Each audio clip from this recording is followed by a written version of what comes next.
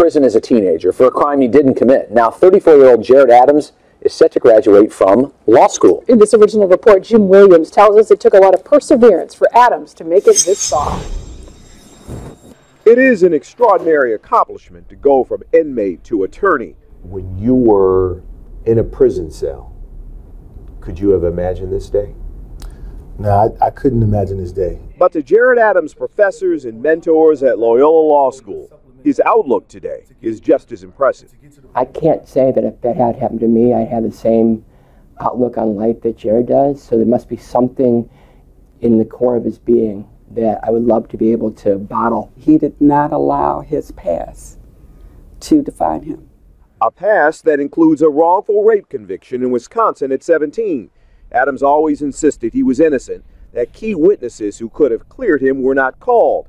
He studied the law and wrote letters from a maximum security prison. I knew my case at that point like the back of my hand. I could recite it in my sleep. With help from the Wisconsin Innocence Project, Adams was exonerated after 10 years behind bars. I'm a wreck at the time. You're crying. Yes. Emotional, couldn't speak. A month after his release, Adams started a community college, then graduated from Roosevelt University with honors. On Saturday, he'll receive his law degree from Loyola. Far more importantly, frankly, is on his level of character and development. He's a sensational person. I could not be prouder of Jared if he were my own son. Jared Adams now vows to work for men and women just like him. If I could break that barrier down with this story, let me break it down.